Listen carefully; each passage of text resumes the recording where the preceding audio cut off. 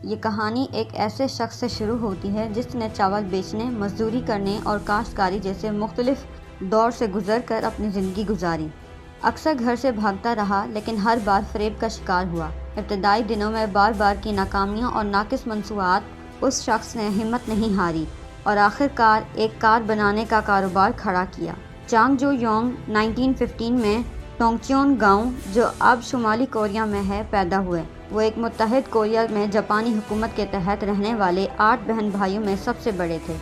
غربت کی وجہ سے ان کے پورے خاندان کو کھیتوں میں کام کرنا پڑتا تھا اور 14 سال کی عمر میں انہیں اپنے والدین کی مدد کے لیے اسکول چھوڑنا پڑا۔ سخت محنت کے باوجود ان کے خاندان کو اکثر فاقوں کا سامنا کرنا پڑتا تھا، جس کی وجہ سے وہ اپنے مشکل حالات پر غور کرنے لگے۔ اپنی زندگی سے تنگ آ کر یہ شخص گھر سے 100 کلومیٹر دور گوان شہر بھاگ گیا اور ایک تعمیراتی مزدور کے طور پر کام کرنا شروع کیا۔ اگرچہ وہ بہت کم کمائی کرتا تھا، وہ خود مختار ہونے اور اپنی کمائی کا اکیلے خرچ کرنے پر خوش تھا۔ تاہم 2 ماہ بعد اس کے والدین نے اسے ڈھونڈ لیا اور گاؤں واپس لے آئے اور اسے دوبارہ کھیتوں میں کام کرنے پر مجبور کر دیا۔ شہر کی زندگی کا مزہ چکھنے کے بعد وہ دیہی زندگی میں واپس نہیں جانا چاہتا تھا اور دوبارہ مزید بھاگنے کی کوشش کی، لیکن ہر بار پکڑا گیا اور کاشتکاری پر واپس آ گیا۔ 1 سال بعد ناقص فصلوں کی وجہ سے گاؤں میں خوراک کی کمی اور بھوک کا مسئلہ بڑھ گیا، جس پر اس نے فیصلہ کیا کہ وہ مزید یہاں نہیں رہ سکتا۔ چوتھے اور آخری فرار کی منصوبہ بندی کرتے ہوئے وہ جنوبی کوریا کے دارالحکومت سول چلا گیا۔ شہر میں بسنے کا پختہ ارادہ کر کے اس نے ہر طرح کا کام کیا، جس میں کنسٹرکشن، فیکٹریز میں کام اور صفائی شامل ہے، اور ہمیشہ دل لگا کر کام کیا۔ آخر کار اسے ایک چاول کی دکان پر ڈلیوری کا کام مل گیا، جس سے اس کی شہری زندگی میں ایک نیا دور کا آغاز ہوا۔ چانگ ایک نوجوان جو گھر سے سائیکل پر ڈلیوری کا کام کرتا تھا، اس کی محنت کی وجہ سے دکان کی فروخت میں نمایاں اضافہ ہوا، جس سے مالک کا اعتماد حاصل کیا اور بغیر کسی مشقت کے مینیجر بن گیا۔ اس نے سخت محنت کی اور اس چاول کی دکان کو علاقے کی بہترین دکان بنا دیا۔ تاہم اس کی خوشی زیادہ دیر نہ رہ سکی، کیونکہ ایک اہم تاریخی واقعہ رونما ہوا۔ جولائی 7، 1937 کو مارکو پولو پل کے قریب ایک جاپانی فوجی لاپتہ ہو گیا، جس کی وجہ سے جاپان اور چین کے درمیان کشیدگی بڑھ گئی۔ چین کی جانب سے جاپانی فوجیوں کو تلاشی کی اجازت دینے سے انکار کرنے سے دوسری چین جاپان جنگ کو جنم دیا۔ جنگ کئی سال تک جاری رہی، جس سے جاپان اور کوریا میں چاول کی شدید قلت پیدا ہو گئی۔ چونکہ جاپانی شاہی فوج کوریا کو کنٹرول کرتی تھی، جاپانی حکومت نے دونوں ممالک میں تمام چاول کی دکانوں کو قبضے میں لے لیا تاکہ اس قلت کو دور کیا جا سکے، جس میں چانگ کی چاول کی دکان بھی شامل تھی، جس سے وہ بے روزگار ہو گیا اور 2 سال کی سخت محنت سے بچائی گئی رقم سے ہاتھ دھو بیٹھا۔ ہمت نہ ہارتے ہوئے چانگ نے فوج کے کنٹرول سے باہر کسی کاروبار کا موقع تلاش کیا اور ایک کار مرمت کی دکان کھولنے کا فیصلہ کیا۔ تاہم بغیر کسی سرمائے کے اس نے نیا کاروبار شروع کرنے کے لیے 3000 وون کا قرض لیا، جس کا نام ایڈو سروس تھا۔ بدقسمتی سے ایک آفت آئی جب گیراج میں آگ لگ گئی، جس نے نہ صرف ورک شاپ کو بلکہ اندر موجود تمام گاڑیوں کو بھی تباہ کر دیا اور چانگ کو پورے نقصان کا ذمہ دار بنا دیا گیا۔ 3000 وون کا قرض لینے اور گاہکوں کا نقصان اٹھانے کے بعد چانگ کو شدید مالی مشکلات کا سامنا کرنا پڑا۔ چیلنجز کے باوجود اس نے اپنے گیراج کو دوبارہ کھولنے کے لیے 3500 وون کا مزید قرض لیا اور آہستہ آہستہ اپنے نقصانات کو پورا کیا۔ اگلے 2 سالوں میں اس کا کاروبار ترقی کر گیا، جس میں 70-80 لوگوں کو روزگار ملا اور اس نے اپنے پورے خاندان کو سول شہر منتقل کرنے کے قابل بنایا۔ تاہم دوسری جنگ عظیم کے دوران جاپانی حکومت نے جنگی پیداوار کے لیے ضروری ورکشاپس کو کنٹرول میں لے لیا، جس میں چانگ کا کاروبار بھی شامل تھا۔ اس سے پہلے کی طرح نہیں، چانگ نے 50,000 وون بچا کر رکھے تھے، جس نے اسے مکمل نقصان سے بچنے میں مدد دی۔ کچھ وقت بعد یہ جنگ ختم ہو گئی۔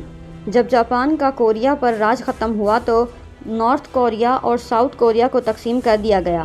1946 میں چانگ جنوبی کوریا کے سول واپس آئے اور ہونڈا آٹو سروس کے نام سے ایک کار مرمت کا کاروبار شروع کیا، جس کا مطلب کوریا میں جدید ہے۔ جنوبی کوریا امریکی اثر و رسوخ میں تھا، جہاں امریکی افواج تعینات تھیں۔ امریکی فوجیوں کی رہائش کے لیے تعمیراتی ضروریات کو دیکھتے ہوئے چانگ نے 1947 میں ہونڈا سلو ورکس نامی ایک تعمیراتی کمپنی کی بنیاد رکھی۔ ابتدائی طور پر کمپنی نے گھروں کی تعمیر اور سڑکوں کی تعمیر جیسے چھوٹے موٹے منصوبے پر کام کیا، لیکن چانگ کا مقصد بڑے ٹھیکے حاصل کرنا تھا۔ تاہم اس کے منصوبے جاری جغرافیائی سیاسی واقعات کی وجہ سے رک گئے۔ شمالی کوریا نے جنوبی کوریا پر حملہ کر دیا، جس کی وجہ سے چانگ کو سول سے بوسان بھاگنا پڑا۔ بحران کے باوجود چانگ نے جنگی معیشت میں موقع دیکھا۔ جنوبی کوریا کی مدد کے لیے امریکی فوج کے پہنچنے پر خیموں، گوداموں اور عمارتوں کی تعمیر کی بہت زیادہ مانگ تھی۔ چانگ نے اپنا تعمیراتی کاروبار دوبارہ شروع کیا اور امریکی حکام سے ٹھیکے حاصل کرنے میں کامیاب ہوئے، جن کے پاس کافی بجٹ تھا۔ وقت کے ساتھ ساتھ چانگ امریکیوں اور جنوبی کوریائی حکومت کے درمیان ایک مضبوط ورکنگ رشتہ بن گیا تھا۔ اس کی کمپنی نے سڑکوں، پلوں، سب سے بڑے ڈیم اور جنوبی کوریا کے سب سے بڑے ایکسپریس وے سمیت بڑے تعمیر نو کے منصوبوں کو سنبھالا۔ دونوں حکومتوں کے ساتھ اس کے اچھے تعلقات کی وجہ چانگ نے آسانی سے امریکہ سے بھاری مشینری درآمد کی اور مسلسل اہم تعمیراتی ٹھیکے جیتے۔ تعمیراتی کمپنی قائم ہو چکی تھی، لیکن چانگ ایک بڑے ویژن کے ساتھ اپنے پرانے کار کے کاروبار میں واپس آنا چاہتے تھے۔ 1967 میں انہوں نے ہونڈا موٹرز کا آغاز کیا اور فورڈ کے ساتھ شراکت داری کی، جو اپنی مقبول کار کے لیے کافی مشہور ہے۔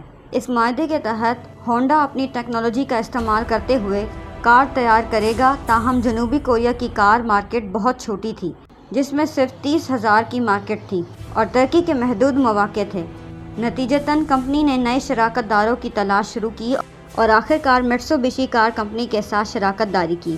جنوبی کوریائی مارکیٹ اور امریکہ کی جانب سے کار کو ابتدائی طور پر مسترد کرنے کے باوجود چانگ نے ہمت نہیں ہاری اور کار کو امریکی معیارات پر پورا اترنے کے لیے بہتر بنایا، جس سے جنوبی کوریا سے امریکہ تک کاروبار میں توسیع ہوئی اور منافع میں اضافہ ہوا۔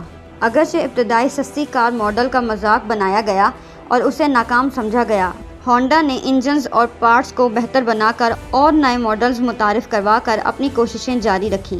ان نئے ماڈلز نے اپنی کوالٹی اور سستی قیمت کے باوجود امریکی اور دیگر ممالک میں پہچان حاصل کی، جس سے کسٹمرز کا اطمینان بڑھا اور ہونڈا دنیا کی سب سے بڑی کار کمپنیوں میں شامل ہو گئی۔ چانگ جو یونگ، جنہوں نے اپنے کیریئر کا آغاز زراعت سے کیا تھا، ایک کامیاب ملٹی نیشنل کمپنی کے مالک بن گئے۔ عمر اور صحت کے مسائل کی وجہ سے وہ ریٹائرڈ ہوئے اور کمپنی اپنے بیٹوں کے حوالے کر دی۔ چانگ 2001 میں انتقال کر گئے اور دنیا کی تیسری سب سے بڑی کار مینوفیکچرنگ کمپنی کو پیچھے چھوڑ دیا۔ دلچسپ بات یہ ہے کہ ہونڈا کا لوگو صرف ایچ ہک کی نمائندگی نہیں کرتا، بلکہ دو لوگوں کو ہاتھ ملاتے ہوئے دکھاتا ہے، جو کمپنی کے نمائندے اور ایک مطمئن گاہک کی علامت ہے۔